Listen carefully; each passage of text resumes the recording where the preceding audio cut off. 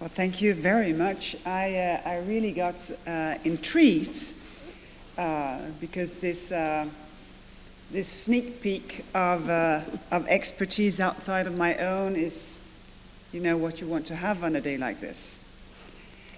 It is a real pleasure to be here today. And I'd like BEUC for organizing the conference. This is really, really timely to do that. And as a member of the College of Commissioners, I also want to thank BEUC for the feedback, for the support, for the input to the Commission on so many legislative files. Very often, you're our reality check, because very often you bring a perspective that is not captured by any other stakeholder. That, of course, in itself is thought-provoking, but even more important that it exists. And finally, I thank you as a European consumer for over 60 years of tireless advocacy on behalf of all consumers, making a real difference to people's lives.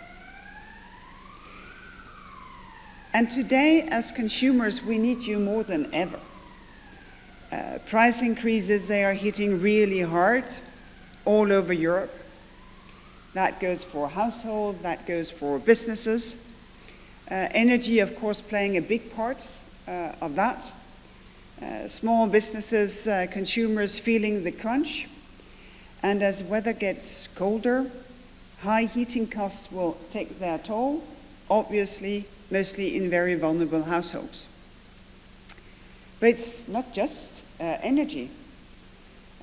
Price increases, they are eroding purchasing power in other markets too, especially for foods and essential goods. And a combination of factors have created this price pressure, and they are linked to cost factors, linked to the disruptions, some caused by the pandemic response, some by weather conditions, some by geopolitics, the war in particular. But even though there are different causes, I think it's really important that we act urgently to protect purchasing power by ensuring that market continues functioning in spite of these challenges. It's not the only response needed, but it's part of the response needed. And it is the high priority of the Commission right now. Energy, well-functioning markets, enabling member states to help people get through, and for the market to help them in doing so. At the same time, our crisis response cannot and will not come at the expense of long-term planning. With these 60 years of experience at our backs, we know well the recipe for best protecting consumers' interests, well, that is well-functioning competitive markets. Market pressure, that is what that keeps prices down and quality high. Market pressure is what ensures that companies always have an incentive to deliver better customer service. And it is what drives companies to innovate and to bring consumers new products. To put it in another way, the cost of non-competition is really high. The cost of monopolized markets, where the monopolies can just keep, giving you the same old products at prices that have no pressure. That cost of non-competition is really high. And this means that when you look at all industries, you can see that the work done saves consumers billions of euros every year. And at the Commission, we have this logic in mind when we take enforcement actions in antitrust and when we review mergers and acquisitions. For example, in a recent case, our teams carried out unannounced inspections of companies active in the online food delivery markets, and took into to look into possible anti-competitive market sharing practices. Also last year, we opened an investigation into possible anti-competitive practices by Mondelez in markets for biscuits, for chocolates, for coffee. And we're working on more cases in the food supply chain, which will benefit European consumers and, of course, because of that, help protect purchasing power. And this logic also motivated our thinking in response both to the pandemic and to the crisis caused by the Russian invasion of Ukraine. We designed our state aid temporary frameworks in order to minimize distortions of the single market while still making sure that support could flow where it was indeed needed. And this is the logic that we continue to apply in these turbulent times. Another big challenge that we face in consumer protection is making sure that the digital transition works for people. We are long past the point where digital is a sector in the economy. Today, digital is in every sector of the economy. And in this context, consumers cannot tolerate a situation in which a handful of large digital players control our access to the internet. Consumer protection is always a case of the many against the few. But if we allow the digital space to be dominated in this way, the good work that we have achieved for European consumers could come under threat. Because even when it's a case of the many against the few, when the many are weak, we have an issue. As you will know, we have been active on cases against large platforms for years, using our traditional enforcement tools. Not one, not two, but 3 closed Google cases, another one in the making, 2 Amazon cases, 3 Apple cases, 1 Facebook case. So work is ongoing at quite a pace. But new times calls for more, because looking at the learning curve of these companies, if you were a teacher, you would not appreciate it. So we moved on to propose, and now Parliament and Council have passed and signed the new Digital Markets Act that works before harm is done. It's an ex-ante perspective where, competition law enforcement is always looking back and investigating past illegal behavior. The point of the Digital Markets Act is to set the record straight before the game is on. And the point of that, of course, is to ensure a level playing field. And the point of that, of course, is also to give renewed flesh and muscle to a very old European principle that with power comes responsibility. The big guy cannot do the same as the smaller one because it has completely different effects in the marketplace. By forbidding practices like harmful forms of self-preferencing, we're giving online traders more leeway to compete in those platforms. Of course, what we're looking into now is implementation, because, of course, it's a beautiful piece of legislation on the paper that it's written on, but before we implement and before we enforce, we have changed nothing. So that is where we are turning all our attention now, to change reality. And of course, we'll keep you posted, but let me say a few words about how we want the implementation phase to work in order to be as transparent as possible. Because we would be keen to hear third-party views on compliance solutions proposed by large digital platforms.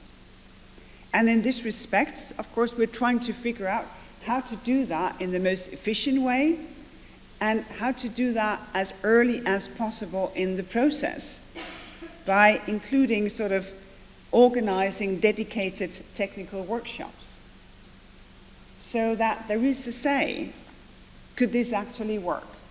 Would this live up to what is now in the law? The Digital Markets Act works with traditional antitrust enforcement, but it also follows another important piece of legislation, the Digital Services Act, which was also formally adopted this month. And the DSA is the most far-reaching digital consumer protection law that the world has seen so far. Just on the note of the words of the previous speaker, that dark patterns are forbidden is a step in the right direction in order to prevent that people are being manipulated. Because I completely agree that we need to discuss what is rational consumer behavior in a world of these kinds of tools. But a big step forward, that dark patterns is not allowed anymore.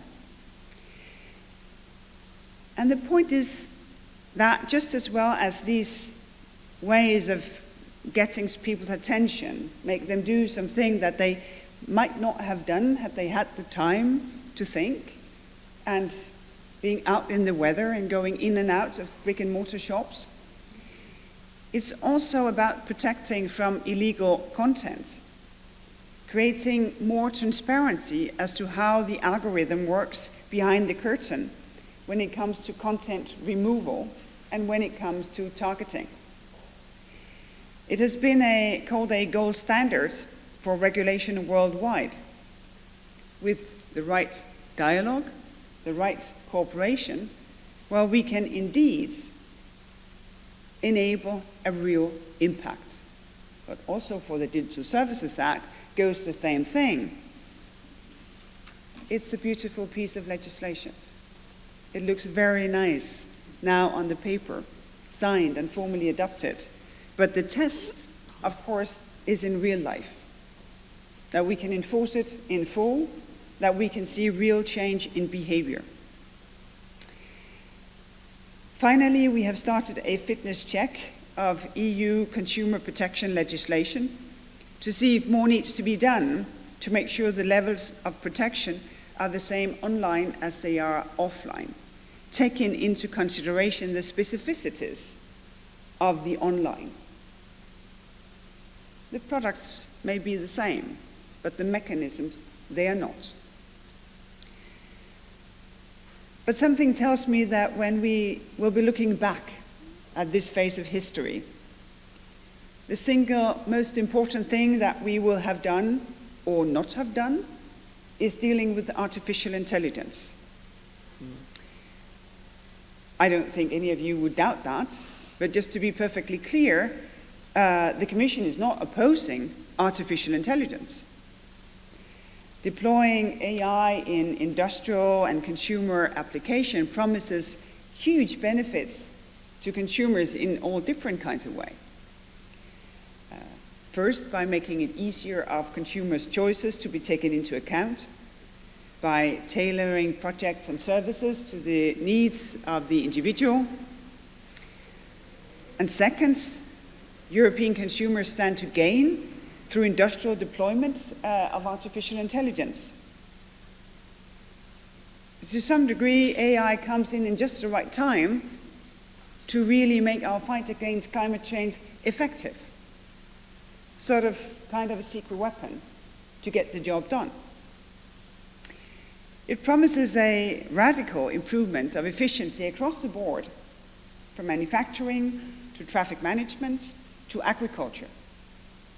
And all of that will allow us to reach our climate targets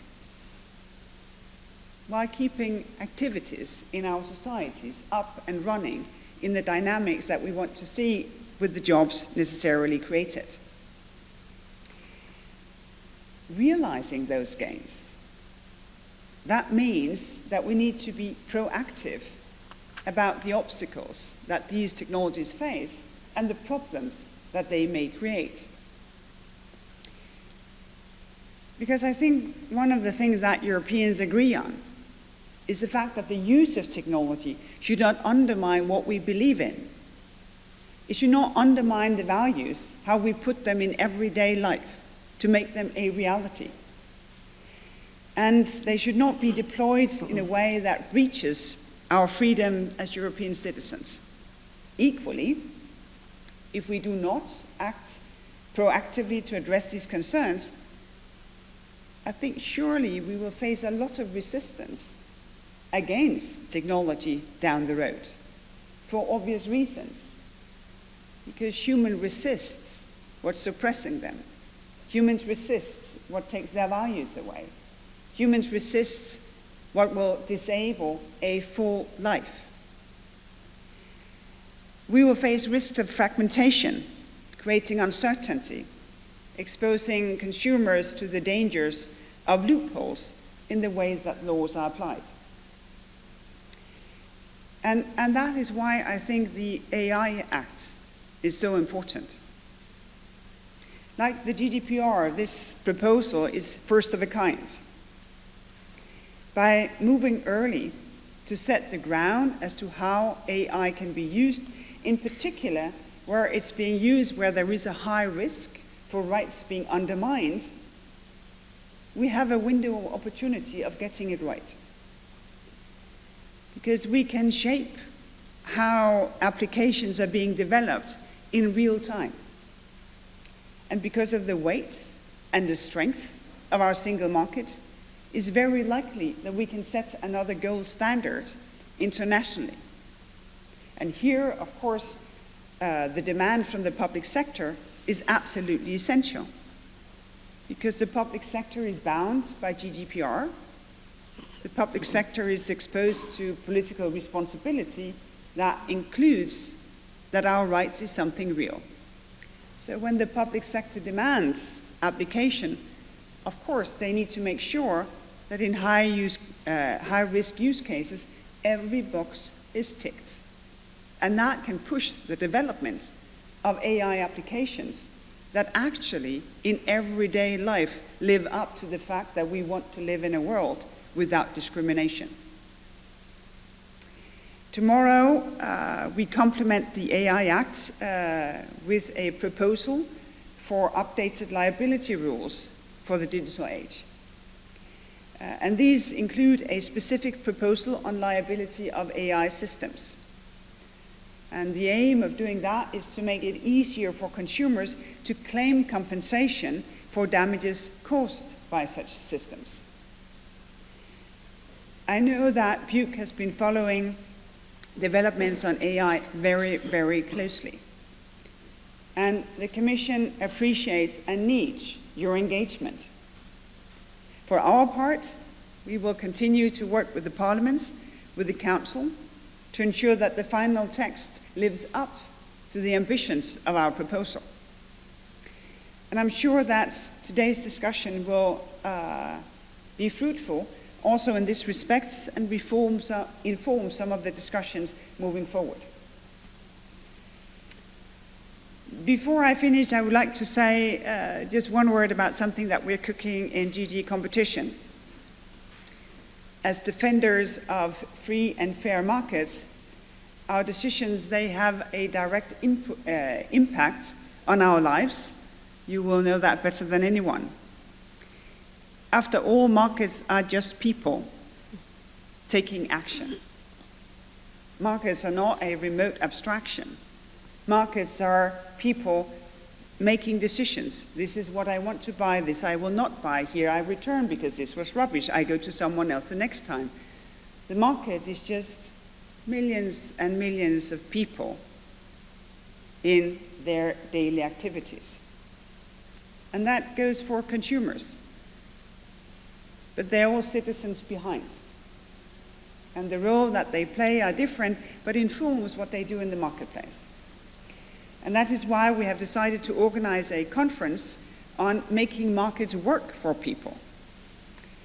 It's to take place here in Brussels on the 27th of October, and it will feature speakers from policy, the academic world, from business, from civil society.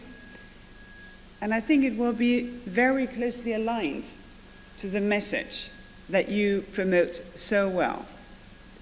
So thank you very much for this very, very timely conference, because I do think that what is being discussed here today will inform what we will do, not only in the far future, but also in the near future, as the work of BEUC beforehand has informed what we have been tabling and how we see the world, because we need you in order to get it right. Thank you very much.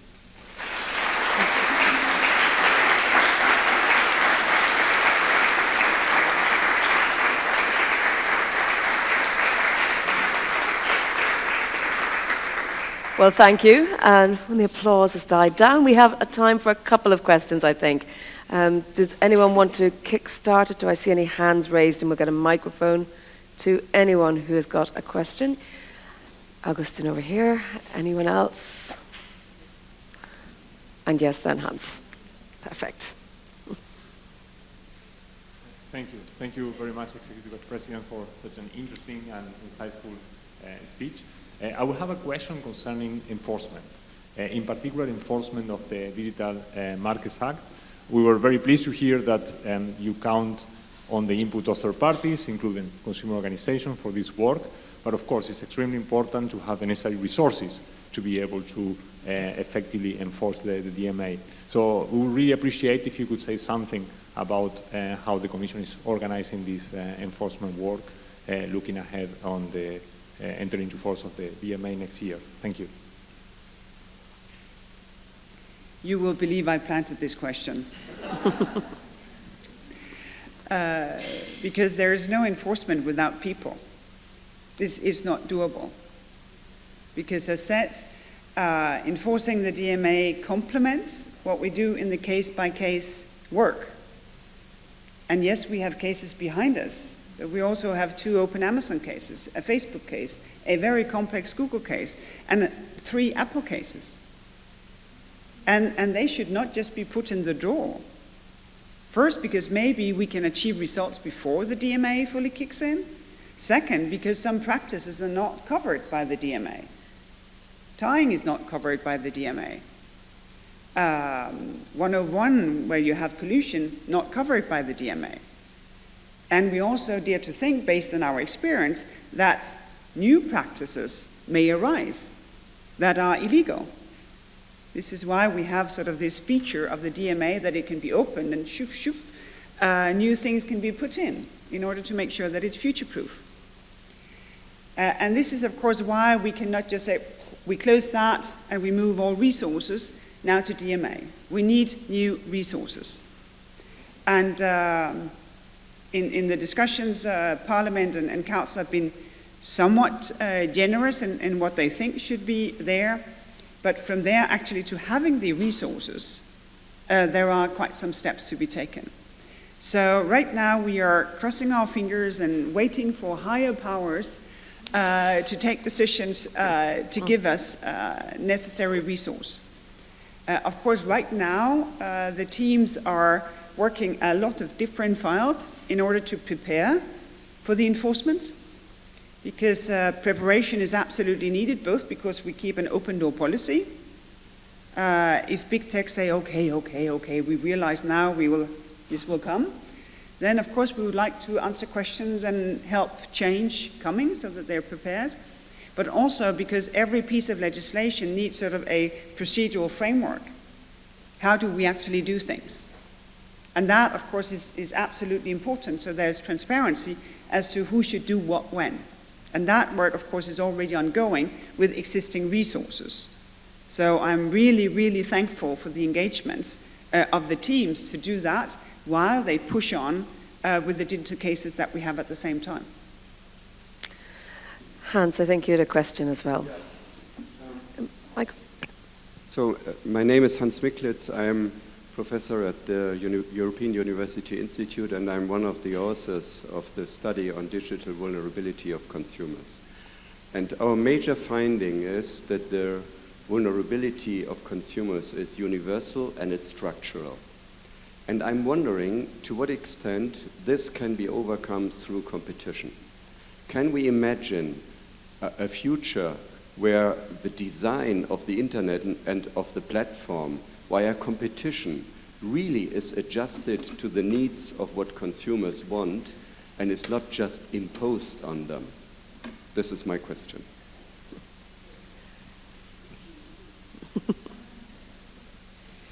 I benefit from the opportunity.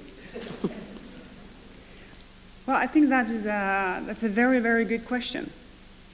I think we have been faced with something similar before, something that is universal and structural. And one of the obvious things would be the risk that our environment is being destroyed. That has also happened universally and in a structural manner until the legislature stepped in and made sure that we had laws to protect the environment. And within those laws, businesses then compete. But they were not anymore allowed to compete on the back of destroying nature. You know, just letting your filthy water go into rivers and sea, just to dump chemical waste in whatever forest nearby in order to produce really cheap prices. Not allowed anymore. And we see it right now also with competition law enforcement and the DMA and the DSA coming in. The legislatures makes another playing field. We need to keep it level, and within that new playing field, businesses compete in order to produce their best. And I think we are, and this is why this fitness check of consumer protection in a digital world is really important, because we need to figure out if we have designed the playing field in the right way. Because if indeed the risk of manipulation of consumers is something that is structural, is something that is universal, then of course the legislator will need to look at it. You know, one of my disappointments is that we have not had a bigger market response to GDPR. Here it was quite obvious the legislator changed the playing field by saying, no, you cannot take people's data. And most businesses, I hope all of them, they say, oh, okay. We will make boxes they can tick. We will make nice, green, attractive buttons that they can click, and almost invisible, gray, seemingly not active boxes that they preferably should not click. So we still have a lot of work to do, also when our legislature take the time to reconstruct the playing field, because some things are universal and structural, and the market can only solve it partly. So no, I don't think, no matter how much I like competition and see in everyday life the positive effects of it, I don't think that it's enough. You need our democracy to have the willingness to redesign the playing field as we learn what is destructive and not can be dealt with by the market itself. Well, I'm going to ask one final question, because you mentioned many companies designed these little tick box exercises, and it was a tick box exercise literally for GDPR compliance, but some companies we saw decided, right, well, we just won't function in Europe anymore. Is there a risk in any of the forthcoming legislation that we might see a similar flee, not from the majority of companies, but from some? Well, if I only were in boardrooms. But I think it's important that businesses make their own decisions. If they want to be in a very attractive market of 450 million people, complying with a common rule book that is for everyone, where the playing field is designed with a common rule book. Or if they'd rather leave 450 million customers alone because they could not be bothered with rules set in a democracy. I think it tells a story about businesses so much more than it tells a story about doing business in an interactive market with respect of the fact that it's legitimate that our representatives sets the rules of the game. Great. Well, thank you very much, and we appreciate you taking the time. A big round of applause again. Thank you very much, Commissioner.